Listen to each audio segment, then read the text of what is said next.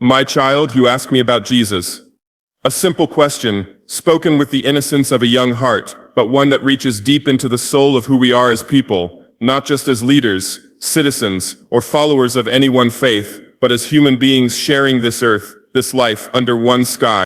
I am not a preacher, and I do not wear the robes of any religious office, but I am a man who believes in justice, in truth, in compassion, and in the power of unity. So let me answer you not as a president, not as a soldier, but as a man, a son of this land, and a brother to all who carry light in their hearts.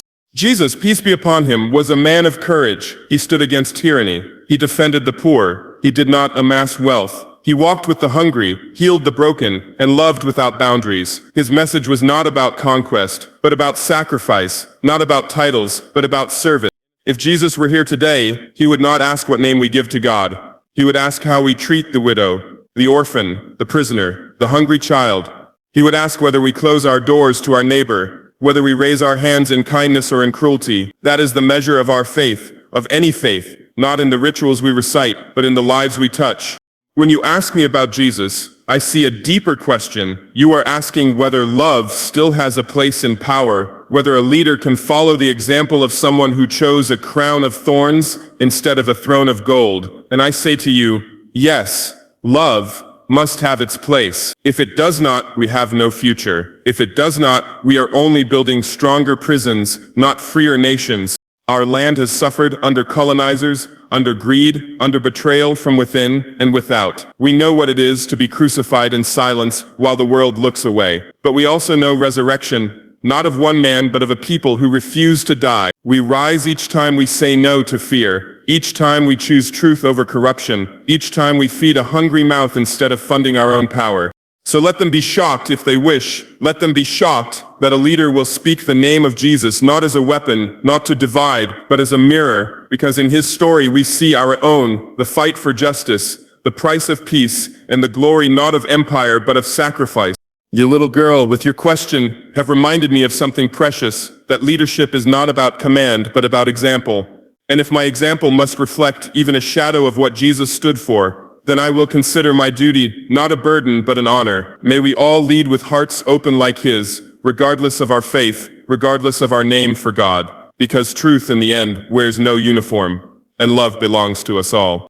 Yes, the question is a sign of hope. When a young girl stands and asks me, who is Jesus? It may seem simple, even innocent, but to me it is much more. It is a sign that the minds of our children are still alive, still reaching, still seeking something deep. It is proof that, despite the suffering we have endured, the spirit of inquiry, of truth, of faith, of meaning is still burning in the hearts of the next generation.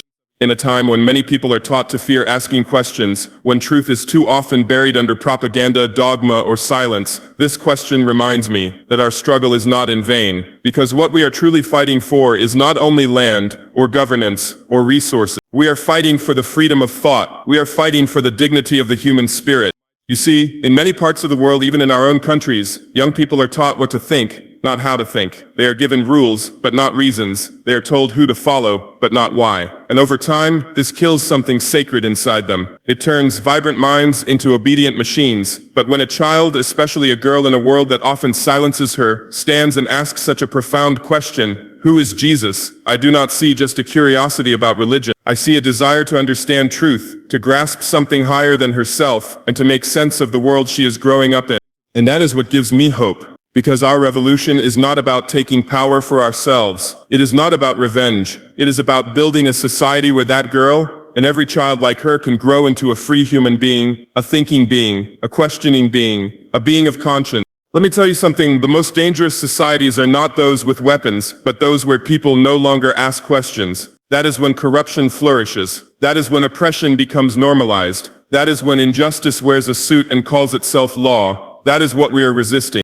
When we take up arms, it is not because we love conflict. It is because we are defending the right to live with dignity, the right to think, the right to believe or not believe freely. If we truly want to defeat colonialism, neocolonialism, and all forms of exploitation, we must understand that this is not just an economic or military struggle, it is a moral and intellectual one. What good is independence if our minds are still enslaved? What good is sovereignty if our children are afraid to ask, to dream, to challenge? So when that girl asks about Jesus, I don't just hear a question about a prophet or a religious figure. I hear the heartbeat of a new generation that refuses to be silenced. I hear the echo of Thomas Sankara, who told us to dare to invent the future. I hear the voice of our ancestors who preserved our cultures through oral history, through stories and song, passing on not just knowledge, but the hunger for knowledge. And I say to her, and to every child like her, keep asking.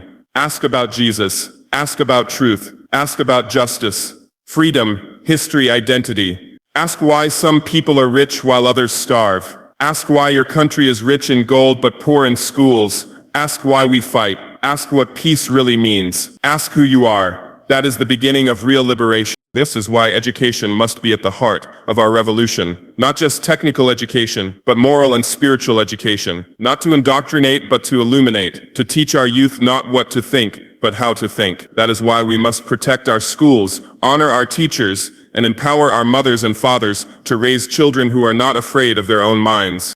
Let others be shocked that I speak of Jesus. Let them be surprised that a revolutionary would talk about love, about faith, about spirit. But what they don't understand is this: revolutions are not only made with bullets, they are made with vision. They are made with courage of thought. And Jesus, like many great teachers of humanity, represents a radical love, a fearless truth, and a defiance of injustice that aligns perfectly with the values we fight for. I do not speak his name to please anyone. I speak it because he, like many before and after him, stood for the kind of world I want to build, a world where a little girl can ask a question and receive not silence or scorn, but respect and reflection. So let that question be a seed. Let it grow in the minds of many. Let it lead us not to more division but to unity through shared values. Let it remind us that no matter what flag we wave or what name we give to God, we are bound by something greater, our shared humanity. And if that shocks anyone, so be it. Let them be shocked. But let us continue with our heads high, our minds open, and our hearts full of courage. Because the future belongs to those who question, who learn, who lead with love. And that is the revolution we carry forward. He lived among the people, not above them. That truth about Jesus, that he did not separate himself from the daily lives of ordinary people, is one that speaks deeply to me, not only as a man of faith, but as a leader chosen by the people to serve, not to rule. When I reflect on how Jesus walked with the poor, spoke with the sick, ate with the outcasts, and welcomed the forgotten, I am reminded of the kind of leadership that truly transforms a nation, not leadership that is built on titles, wealth, or distance, but on proximity, humility, and sacrifice. In our time, leadership has too often become a privilege, a way to climb above the people instead of walking with them. Many leaders have used their power to build fences between themselves and those who gave them that power. They isolate themselves behind luxury, behind security, behind foreign alliances and foreign interests, while their people live in fear, in poverty, and in hunger. But Jesus showed us something different. He could have chosen to be surrounded by the wealthy, by the influential, but instead, he chose to be among fishermen, farmers, widows, the sick, and the outcast. He did not fear the dirt of the streets or the pain of others. He embraced it. That example teaches us something powerful, that true leadership means being close enough to feel the pain of the people, to hear their voices, without filters, and to suffer when they suffer. It means you do not eat in comfort when your people are starving. You do not celebrate when they mourn. You do not build mansions when children sleep in the dust. Leadership is not a ladder to escape struggle. It is a commitment to stand in the middle of it. This is the type of leadership we need in Africa today. Not one that imitates the colonial systems we inherited, where the few enjoy and the many suffer. Not one that copies the distant, cold institutions of foreign powers. We need a leadership that is rooted in the village, that sits in the dirt with its people, that listens before it commands. We need to walk the paths of our farmers, eat the food of our laborers, and understand, not just in theory but in reality, what it means to be poor, to be voiceless, to be forgotten. Too often when people reach power, they become unreachable. They forget the sound of their mother's voice in the market, the cries of their neighbor during hard times, the dust roads they once walked barefoot. They allow titles to erase their memory. But if Jesus, a man considered by many to be divine, could wash the feet of his disciples, what excuse does any of us have to build walls between ourselves and those we serve? This is why I refuse to isolate myself. I go to the people, I sit with them, I listen, not because it is a performance, not because it looks good in front of cameras, but because it is what I believe in. It is what I have lived. I come from this soil. I have seen suffering, not from a palace window, but from beside it. And I do not believe that we can change our countries from behind desks or behind gates. We change them when we return to the people, when we sit in their pain and walk in their shoes. There is a kind of power that comes from being with the people that no army, no amount of money, and no title can give you. It is the power of trust. When the people know you are not above them but among them, they open their hearts. They follow you, not because they fear you but because they believe in you. And that belief, that unity between leader and people, is the most powerful weapon against tyranny, corruption, and exploitation. This is what Jesus showed us. He didn't rule by decree. He didn't hide behind soldiers. He spoke with authority because his life was consistent with his message. He asked others to carry their cross only because he carried his own. That kind of integrity is rare, but it is what we must aspire to. If we want to build a new Africa, free, strong, independent, we must start with the example of service, of humility, of living not above, but with the people. Let them call it weakness. Let them call it naive. But I tell you, there is no greater strength than a leader who walks with his people, a leader who cries when his people cry, a leader who sees power not as a throne to sit on but as a burden to carry, a sacred trust handed to him not to enrich himself but to lift others up. And that is why I return again and again to this idea: the people are not below us. They are not there to serve us. We are here to serve them. Whether you believe in Jesus or not, whether you are Christian, Muslim, or follow the ways of your ancestors, the truth remains the same. The greatest leaders are those who choose the lowest place, who eat last, who sleep least, who serve most. That is what I have committed myself to. That is what Burkina Faso must stand for. And that is the only way our revolution will mean something, when we stop leading from above and start living with the people. He taught that love is a form of power, not a love that hides in silence or avoids conflict, but a love that stands up and speaks truth even when it is dangerous to do so. A love that does not compromise with injustice, but that refuses to become like the oppressor. This kind of love, the love that Jesus lived and taught, is not weakness. It is the greatest strength a people can possess. It is a fire that burns quietly but cannot be extinguished. And in a time like ours, when our people are rising, when our nations are reclaiming their dignity, when we are surrounded by both enemies and doubters, it is love that must guide our strength, not hatred. What is this love I speak of? It is not sentimental. It is not soft. It is not the kind of love that accepts slavery and calls it peace. It is the kind of love that confronts lies because truth matters. It is the kind of love that walks back into a broken village after it has been attacked or abandoned and says, "We will rebuild." It is the kind of love that sees even the enemy as human, not because we are naive, but because we refuse to become the very evil we fight against. This is power, and it is revolutionary. Too many times, leadership becomes about fear, how to rule through it, how to maintain control by dividing people, by keeping them suspicious of each other, by turning tribe against tribe, religion against religion, the poor against the poor. This strategy of domination is old. We saw it during colonialism. We still see it in neocolonialism. It is the tool of those who are afraid of an awakened people. But love, fearless, principled love, is the antidote to that sickness. Love says, "I see you, you matter. You are not my enemy because you are different. You are my brother because we share the same struggle." Jesus brought people together, Jews and Samaritans, rich and poor, men and women, the clean and the unclean. He crossed every barrier society had built. He refused to accept that some people were untouchable, and he showed us that unity is not found by pretending our differences do not exist, but by choosing to love across those differences. That is not just religious teaching. That is the foundation of a healthy, just nation. When we build Burkina Faso, when we fight to reclaim the soul of our land, we must be very clear: this is not a war of vengeance. It is not a war for greed. It is a war for justice, and justice must always be rooted in love. Love for our people, for our culture, for our dignity, and even for truth itself. If we let anger and revenge become our guides, we will lose our way. We may win a battle, but we will lose the soul of the nation, and that is a price too high. Love forgives enemies, yes, but forgiveness is not weakness. It is a decision to move forward without being chained to hatred. It is refusing to be held hostage by the pain others have caused us. That does not mean we do not defend ourselves. That does not mean we let injustice continue. But it does mean that we understand the difference between resistance and revenge. Resistance is rooted in justice, revenge is rooted in pain, and love knows the difference. Our communities have been broken by war, by corruption, by betrayal, not just from the outside, but from within. To rebuild them, we must learn how to love again, how to trust, how to tell the truth, how to apologize, how to forgive, This is harder than raising armies. It is harder than taking cities. But without this healing, our nation will remain weak, no matter how strong we appear. Because true strength is not in weapons. It is in the bond between people, the bond of trust, the bond of compassion, the bond of shared destiny.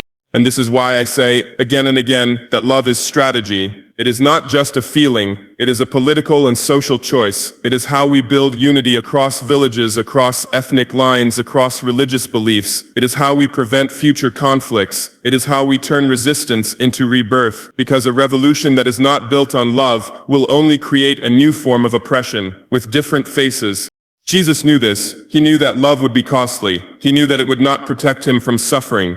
But he chose it anyway, because it was the only path that could truly transform hearts. And this is what I want for our people. Not just a change of government, not just a change of economy, but a change of heart, a revolution of conscience, a rebirth of the African soul. Let those who think love is weak underestimate us. Let those who believe that power only comes from violence continue their games. We are building something stronger, something deeper. We are building a nation where a child can walk freely, where a mother can sleep without fear, where neighbors greet each other without suspicion. We are building a land where power serves the people, not the other way around. And that vision, that future must be built on love.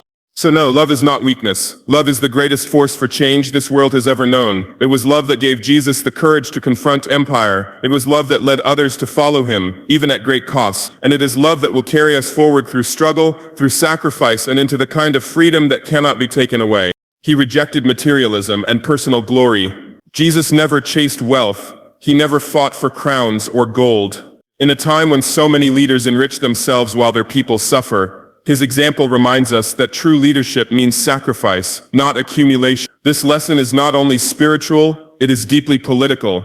It challenges the very model of leadership that has plagued our continent for decades, a model built on self-interest, on luxury, on the illusion that a leader's success is measured by how much he owns, rather than how much he gives. Look around Africa today and you will see leaders who claim to serve the people but live lives far removed from the realities of the poor. You will see presidential palaces growing larger while schools fall apart. You will see officials driving imported cars through villages where women still carry water on their heads for kilometers. And they call this development. They call this leadership. But it is not. It is theft. It is betrayal. It is the recycling of colonial logic that the few must live like kings while the many suffer in silence.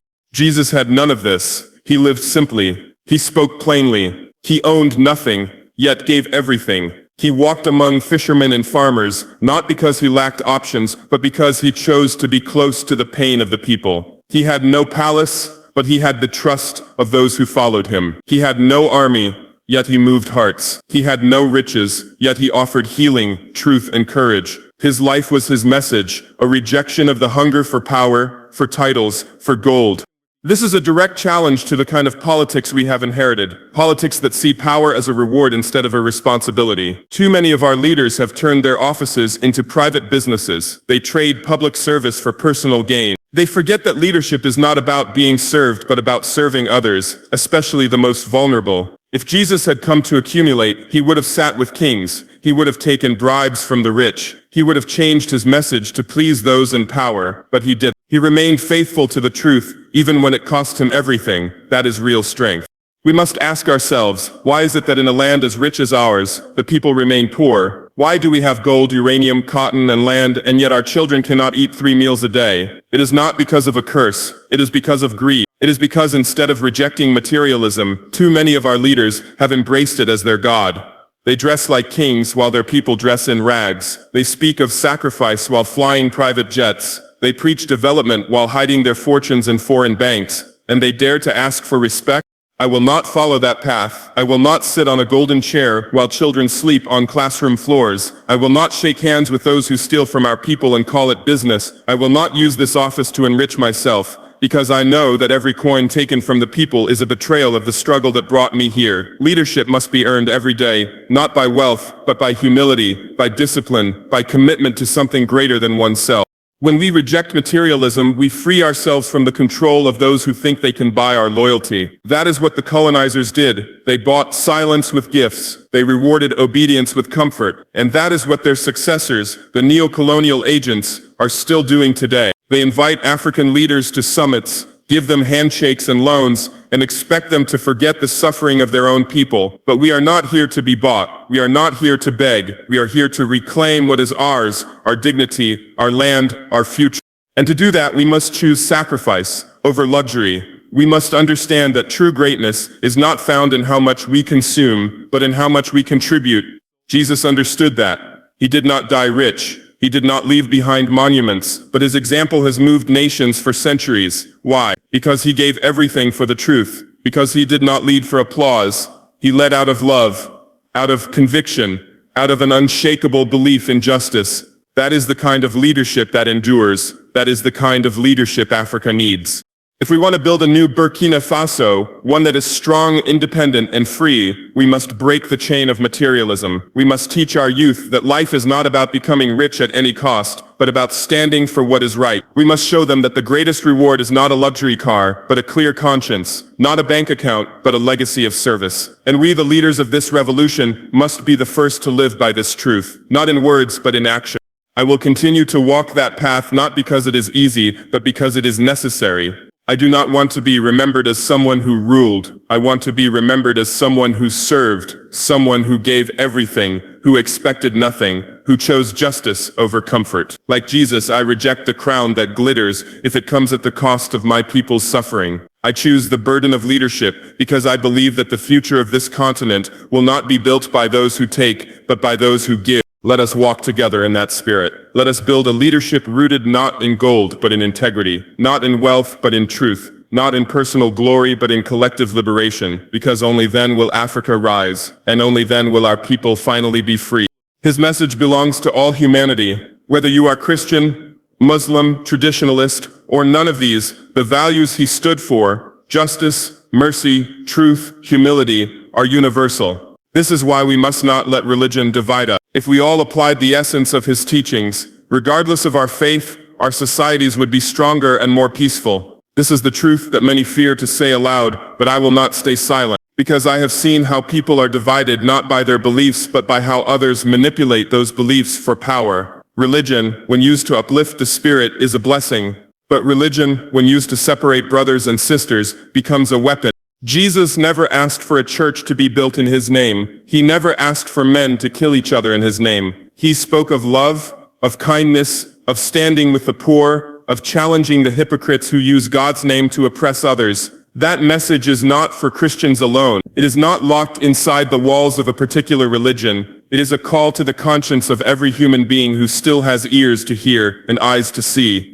If you believe in justice, then you are walking in the spirit of what Jesus stood for. If you believe in feeding the hungry, healing the sick, and standing with the oppressed, then you are honoring his legacy, whether or not you call him by name. In Africa, we are blessed with diversity of languages, of traditions, of beliefs. We should see this not as a curse, but as a gift. Yet what do we see instead? Leaders and outsiders who use our religious identities to divide us, who pit Muslims against Christians, Christians against traditionalists, and create artificial lines to weaken our unity. These divisions are not natural, they are constructed, they are designed to keep us distracted, while others exploit our resources, manipulate our politics, and maintain control. But we will not be divided, not under my leadership. I have prayed in mosques, I have listened to sermons in churches, and I have sat under the baobab tree with elders who pray in the name of their ancestors. And I tell you, I have felt the same truth in all those places, a call to live with dignity, to speak the truth, to care for one another, and to fight for justice. That truth has no religion. It is older than all our books, stronger than any dogma, and more important than the names we give to God. When we speak of justice, we must understand that it does not belong to one religion. When we speak of peace, we must remember that it is not reserved for those who pray in a certain way. These are human values, and they are the foundation upon which we must build our societies. Not on fear, not on labels, not on exclusion, but on the recognition that we are one people with one destiny. I have seen what happens when religion is used as a shield for corruption. I have seen those who quote scripture but live in luxury while the people suffer. I have seen those who fast during the day but steal in the night. And I have also seen the quiet, humble ones who may never stand in a pulpit but who live lives of deep integrity, of kindness, of sacrifice. Those are the ones who truly understand the message, not just of Jesus but of every prophet who has walked this earth in service to the truth. Let me be clear, this is not about rejecting religion, it is about purifying it. It is about returning to the core of what our faiths teach us, to love our neighbor, to care for the orphan, to speak the truth even when it costs. If your religion teaches you to hate, then it is no longer the truth. If it teaches you to ignore the suffering of others, then it has lost its soul. If it tells you that others must die for you to live, then it is no longer divine, it has been twisted by human hands.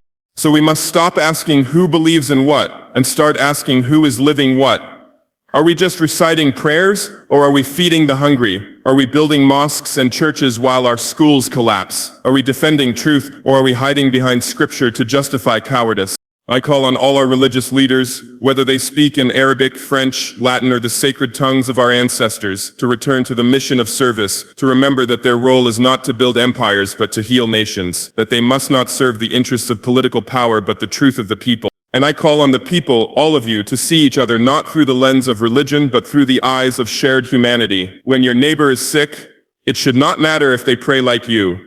When a child is hungry, it should not matter what their parents believe. Our solidarity must be stronger than our labels. Our unity must be deeper than our divisions. That is the only way we will survive. That is the only way we will win. Let them call this a dream. Let them call it unrealistic. But I say it is the only realistic path forward. We have tried division. We have seen the cost of hatred. We have buried our children because of the lies told in the name of religion. It is time to try something else. It is time to live the truth that Jesus lived, not for one group but for all. A truth that liberates, that unites, that transforms. That is the path I choose. That is the path I invite all of you to walk with me. Not as Christians, Muslims, or traditionalists, but as people, as Africans, as human beings who still believe that justice, mercy, and humility can change the world.